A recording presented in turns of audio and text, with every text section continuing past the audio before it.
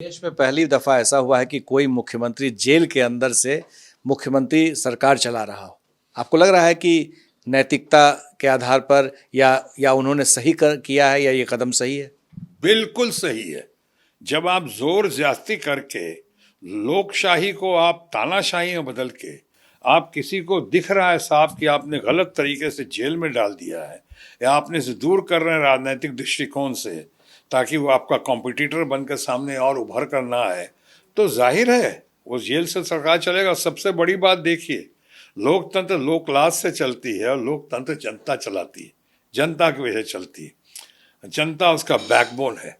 एक जगह मर्मरिंग हो रही है कहीं, आज जेल से सरकार चल रही है अब केजरीवाल की, कहीं कोई तकलीफ, कहीं कोई जनता आवाज उठा रही है कि नहीं साहब, ये ऑन द कॉन्ट्री जनता कह रही है कि जिसके हकदार हैं, जो चीजें उन्होंने की और कहीं, वो अगर पूरी कर रहा है, वो साथ कर रहा है, वहां से यहाँ चाहे जहां भी रहे, जेल में रहे कि कुएं में रहे, वो कर रहा है, तो बहुत सराहनीय है, प्रशंसनीय है और मैं समझता हूँ अपोजिशन के लिए बहुत ही अनुकरणीय है। तो मैं वही कहना चाह रहा हूं कि आज आपने कहा कि अपोजिशन में एक तो प्रचार की कमी है और दूसरा जो है फेस की बात कर रहे हैं। तो मैं आपको जो कह रहा हूं इस वक्त सच कह रहा हूं, हाजिर नाजिर जान के जो कह रहा हूं सच कह रहा हूं, सच के सिवा कुछ नहीं। और सच ये है कि भारतीय जनता पार्टी के दोस्तों का 400 पार का नारा मुझे 2004 के रिजल्ट की याद दिला रहा है।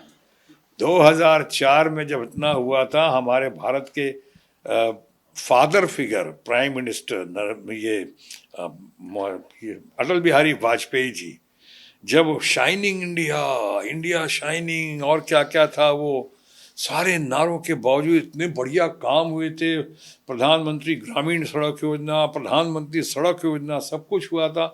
और उसके बावजूद क्या हुआ, 2004 में परखच्चे उड़ गए भारतीय जनता पार्टी के, हमारे दोस्तों के, और हमारे सीधे मनमोहन सिंह जी प्रधानमंत्री बनकर उभर कर आए और बहुत अच्छा किया। और 10 साल तक क्या देश की दशा और दिशा में ठीक करने में कोई कमी नहीं छोड़ी, बहुत आगे बढ़ाया।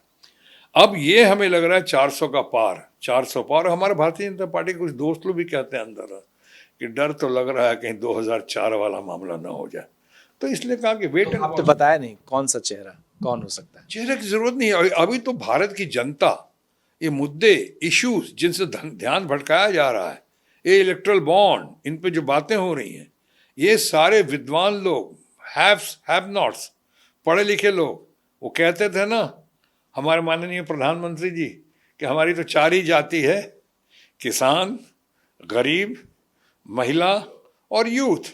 और यूथ, दुनिया में सबसे ज्यादा यूथ, यंगर जनरेशन भारतवर्ष में है। और भारतवर्ष में 60% यूथ जो है वो कम से कम बेरोजगार हैं। ये 55 साल में ऐसा नहीं हुआ, महंगाई 55-60 साल में ऐसा नहीं हुआ जो अभी देखने को मिल रही है।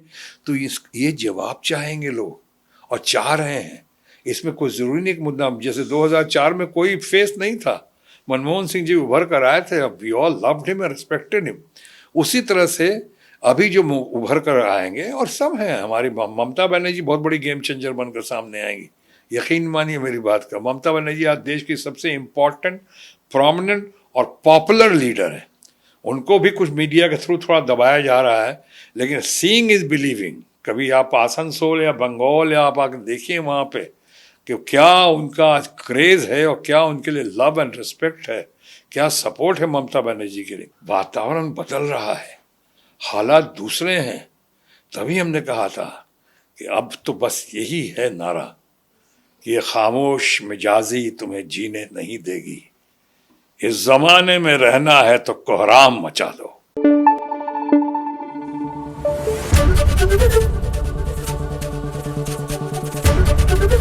एबीपी न्यूज आपको रखे आगे।